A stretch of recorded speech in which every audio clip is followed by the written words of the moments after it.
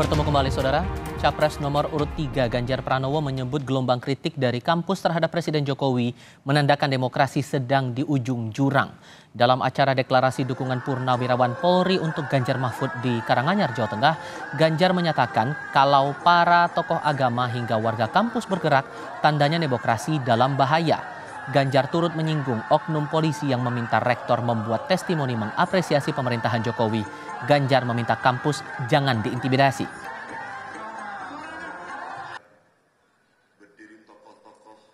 Saya sedih hari ini demokrasi kita sedang diuji. Maka ketika tokoh agama mulai bicara, masyarakat sipil mulai teriak, kampus bergerak semuanya, itu lonceng dan kentongan bahaya demokrasi Indonesia. Jangan pernah mengintimidasi kampus, karena kampus itu mimbar akademis yang merdeka. Capres nomor urut 1 Anies Baswedan memuji sejumlah rektor yang berani mengaku dan bersikap saat diminta membuat video testimoni mengapresiasi pemerintahan Jokowi di tengah gelombang kritik dari kalangan kampus. Anies menyebut pola seperti itu adalah pola lama dan saat ini bukan eranya rekayasa. Ini eranya udah beda lah, udah nggak bisa lagi tuh pakai rekayasa seperti itu. Jadi malah menguak. Dan saya hormat kepada mereka yang memilih untuk tidak gentar untuk mengutarakan pendapatnya, tidak gentar untuk menunjukkan sikapnya.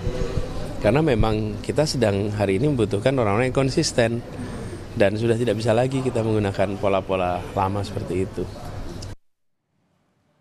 Dalam pidato politik Indonesia 5 tahun ke depan di Bekasi, Jawa Barat, Presiden ke-6 RI Susilo Bambang Yudhoyono turut menyoroti gelombang kritis dari sivitas akademika berbagai kampus terhadap pemerintahan Jokowi. SBY menangkap sinyal guru besar hingga mahasiswa mulai bersuara kritis karena khawatir pemilu tidak berlangsung jujur dan adil. SBY pun melihat ada narasi berlebihan mengenai Pilpres 1 putaran.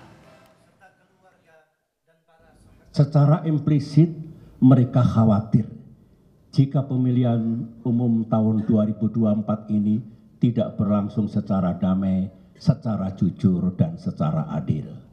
Sementara itu juga ada pernyataan politik yang lebih jauh lagi, seperti kalau Pilpres hanya berlangsung 1 putaran, berarti itu curang.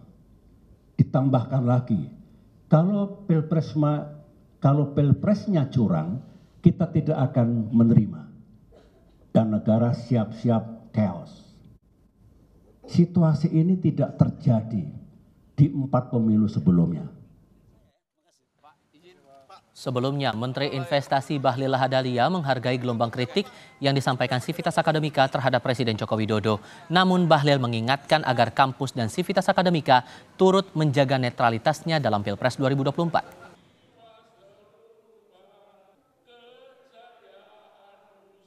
Karena ini penting. Sebagai negara demokrasi, kita menghargai aja pendapat dari masing-masing orang. Itu kan semua orang punya kebebasan untuk mengungkapkan pendapatnya di depan umum, termasuk oknum sivitas akademik.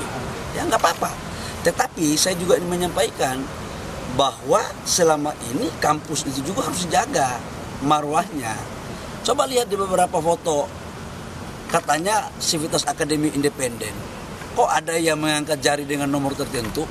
Kok ada salah satu ketua partai di situ? Ya benar aja bos. Mohon maaf, kita harus hargai mereka juga dengan harapan agar gerakan agitasi ini jalan. Tapi saya yakinlah rakyat dan mahasiswa itu bukan orang yang bisa diatur-atur begitu.